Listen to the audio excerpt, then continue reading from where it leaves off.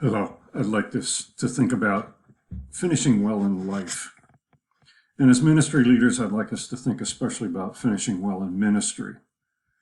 So we're going to look at some biblical examples and see what we can discern from them and how we can strengthen our own ministry walk with Christ. A biblical survey of starting well and finishing well in ministry with bumps along the way. Bumps are to be expected, and we need to be ready to deal with that. In the 7 Habits of Highly Effective People by Stephen Covey, he gives us 7 habits, but the first 2 are what I want to give thought to today. Being proactive and beginning with the end in mind. As Covey takes us into that, he asks us to consider our own funeral and what might be said about us. How well did we finish will be of a particular interest. What will be said specifically? What are the credits to our name? A disturbing quote I bumped into is that very few people really finish well in life. I want us to be among those very few who really finish well in life. Mark Twain quoted, "He died at 30 and they buried him at 60. That is not what we would think of as finishing well, is it? Finishing poorly includes these factors. Just drifting through retirement to death. We think we've finished something and now we do nothing for the rest of our years.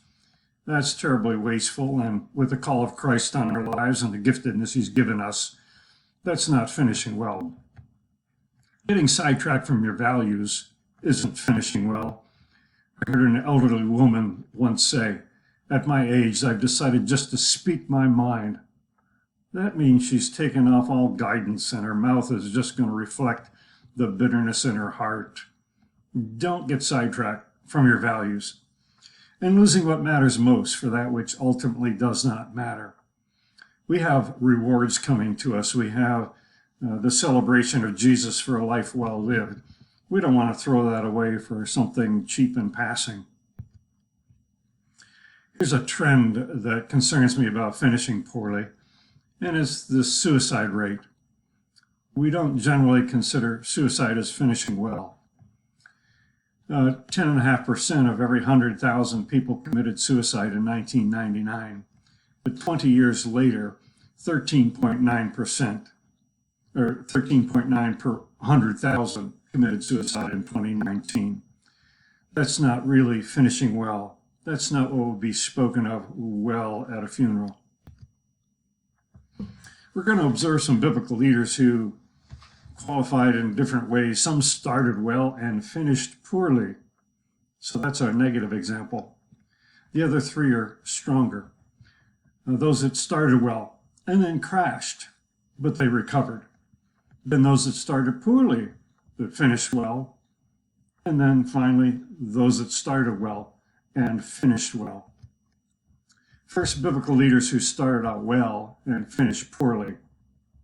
Here's a list for us, but let's consider Saul. Saul was the first king of Israel. And in the beginning, God's Spirit was upon him because he sought God. He would go to his prophet and ask, "Should I go into battle against this enemy and have that confirmed? Should I not go into battle and have that confirmed?" But after a while, with some good success, Paul began to rely upon himself. And so he didn't wait for the word of the prophet anymore.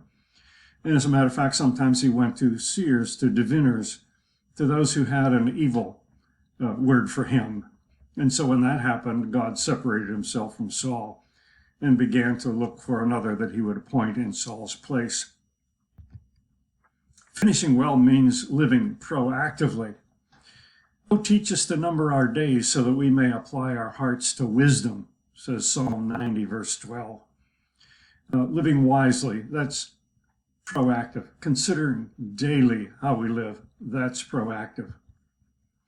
One man's definition of success is having those closest to you respect you the most. So where you're very, very well known, you're very well respected. That's where we want to be.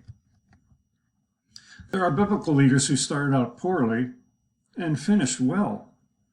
Here's a list, but let's consider Saul of Tarsus, renamed Paul. Paul is one who began as a persecutor of the church, celebrating the death of Christian believers, trying to stomp out that cult of Judaism called Christianity after a time. But then he encountered Jesus, and Jesus put him to work for the kingdom, and Paul indeed finished very well. Here's his own statement about how he finished. I have fought the good fight. I've finished the race. I have kept the faith. Those are strong statements, and that's the way we want to finish. And he also knew that there's tremendous reward for living that way. And so he continued with this statement.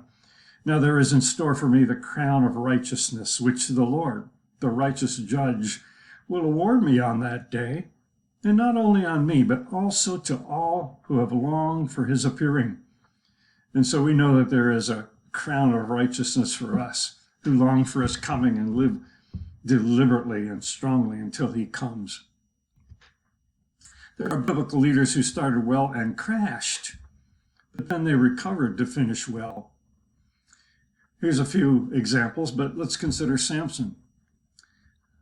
Before birth, his parents were approached and told that the son that they were going to bear should be a Nazirite set apart for the Lord. And Samson began that way, set apart for the Lord. One of the requirements was that your hair would never be cut. And so Samson was irritated by the enemies of Israel, and he would do tremendous battle against them and wipe out a number of people. And so he was a fierce champion for the nation of Israel as God had appointed him.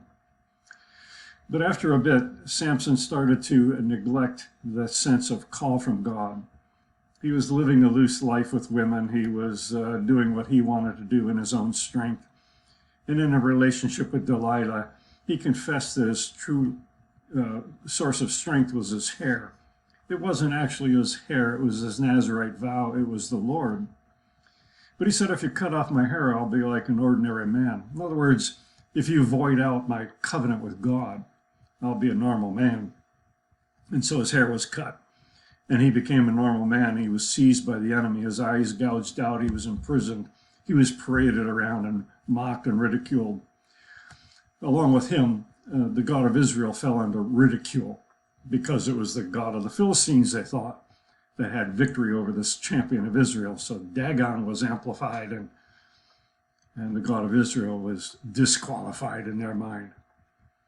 But Samson, in his imprisonment, there's a beautiful phrase of his recovery. The scripture said, but his hair started to grow back. What a beautiful phrase. And Samson also turned back to the Lord. And he asked the Lord to empower him one last time. And grabbing the pillars of the temple in which there was a great feast, he pulled down the roof and killed many more in his death than he killed in his life. He recovered, not from the collapse of the roof, but he finished very, very well. A minister avoids crashing. We don't want to be like Samson.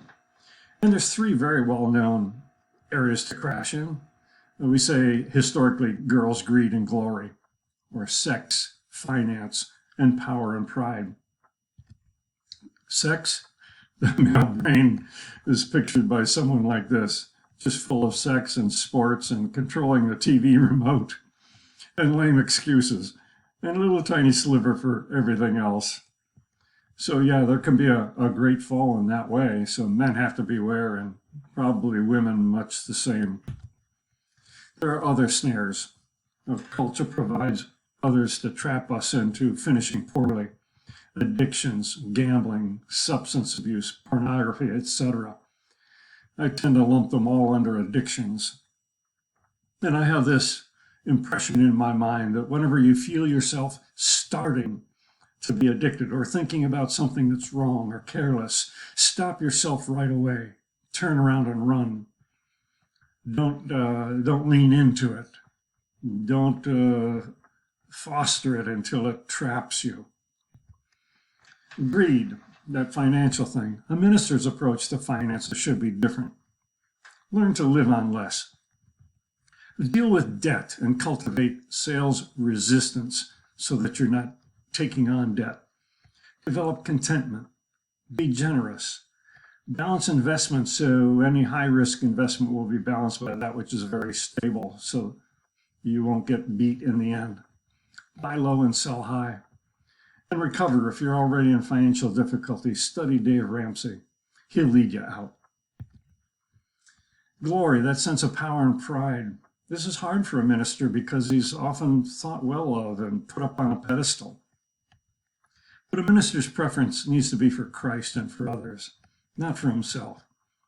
So in your relationships with one another, have the same mindset as Christ Jesus, who being in very nature God, he made himself nothing, he humbled himself, he became obedient, even to death on the cross.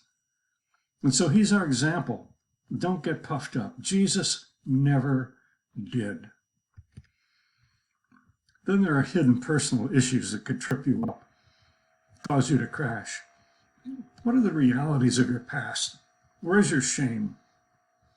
What are the issues that might prevent you from finishing well? These things can't be buried successfully. They'll creep up eventually and they'll get to you and cause you to fall. Are you willing to use the resources that are available to you? People resources, materials, seminars, and so forth. Don't let hidden issues of the past, secret issues of the past, trap you. Finally, there are biblical leaders who started well and finished well. Here are a couple of them, but let's look at Jesus. He's always our example.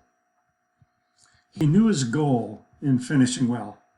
That Jesus came to seek and to save, and he was headed for the cross to bring salvation to us, to be the sacrifice for our sins. He followed his path so that he could say to the crowd, the things that I do, the Father tells me to do. The words that I say, the Father tells me to say. And you wouldn't be sidetracked. Oh, they wanted to make him king. Oh, that sounds like a nice shortcut. Let's go right to victory. But no, the cross had to come first. So he wouldn't be sidetracked. He wouldn't allow them to make him king.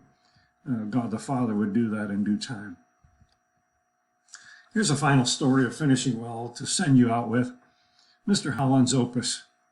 Mr. Holland believed he would write a great piece of music, but he needed a temporary job in teaching to support his family. By the time his opus was finished, his temporary job ended up decades long. In the end, his love of students and their love for him was his greatest achievement. He finished well.